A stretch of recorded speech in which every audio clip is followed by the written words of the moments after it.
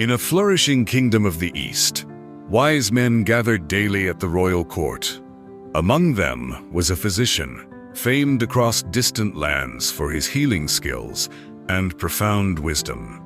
His words flowed like poetry, and kings from afar sought his advice. One crisp autumn morning, as golden leaves swirled in the palace courtyard, the physician arrived. His eyes held the depth of ages, and though his voice was gentle, it carried the quiet force of truth. "Your Majesty," he said, unrolling a weathered parchment. In my studies of ancient Indian texts, I discovered something extraordinary. A sacred tree said to bear the fruit of eternal life.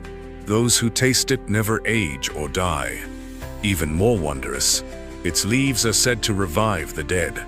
The king leaned forward, eyes alight. "And you wish to seek this tree?"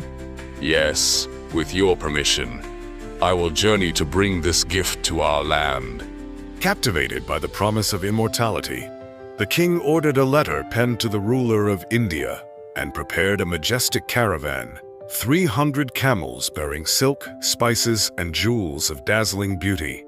At dawn, the physician set out with solemn purpose, the horizon glowing with hope.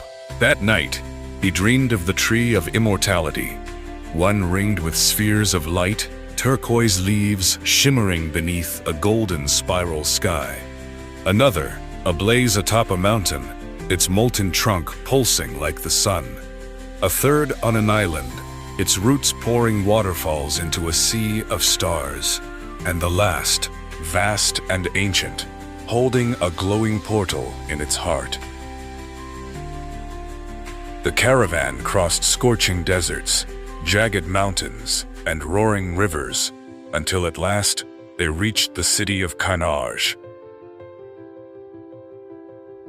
Moved by the letter and the lavish gifts, the Indian king welcomed the physician with great honor. On hearing his quest, he summoned his wisest physicians and Brahmins to aid the search for the legendary tree, and so began a journey that spanned many years. The physician and his companions wandered through forests where the trees whispered secrets,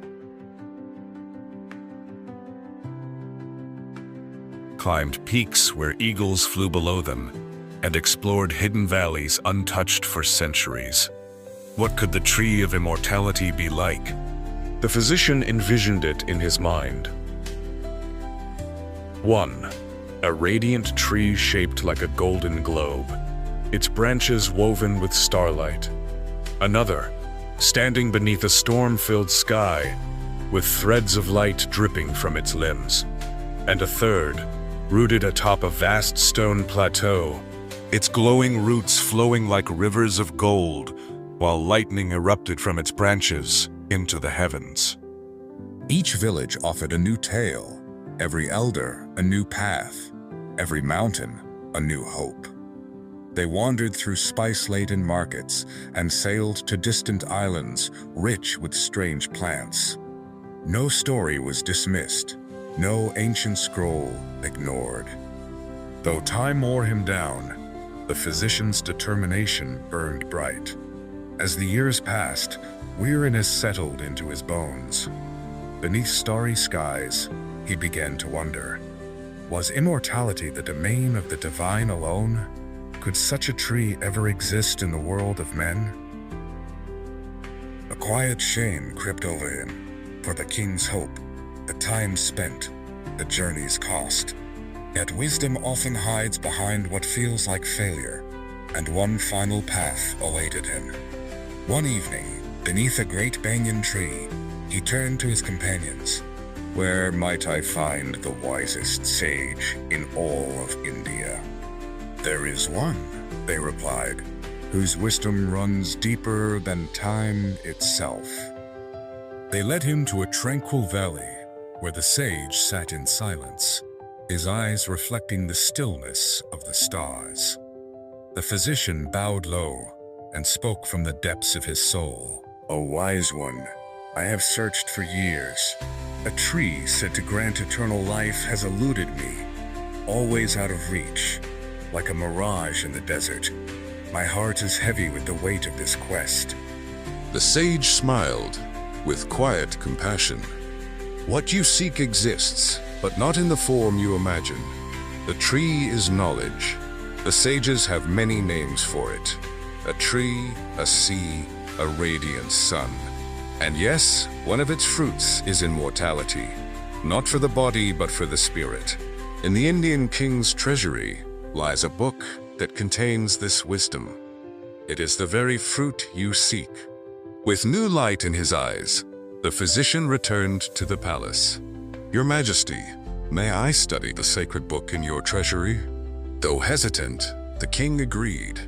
He could read it, but not copy it. Each morning, servants brought forth a jeweled box containing the ancient book. The physician read one part each day, memorizing every line. At night, he would walk in circles, engraving the knowledge into his soul. At dawn, he wrote to his own king, recounting each part from memory. Bit by bit, he sent the treasure home, hidden in ordinary letters. When the final page had been shared, he bowed once more before the Indian king and asked to return home.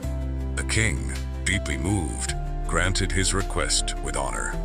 Upon his return, he was welcomed as a hero.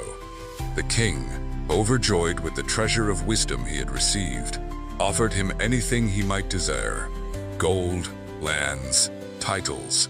But the physician asked for only two things: a new royal robe and the honor of reciting his name in the first chapter when the book was retranscribed, so that the journey, not the man, would be remembered. The book was placed in the royal treasury, not as a trophy, but a legacy. Immortality, it was now understood, lives not in the body, but in wisdom passed from soul to soul, generation to generation. His quest for a mythical tree had led the physician to the true Tree of Immortality. Knowledge, always alive, always growing.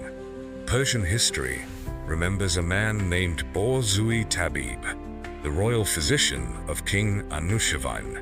He journeyed east and returned with a book now known as the Panchatantra. This is no fable, but his real story, wrapped in legend, woven with truth. For in his pursuit of knowledge, Borzui discovered immortality itself.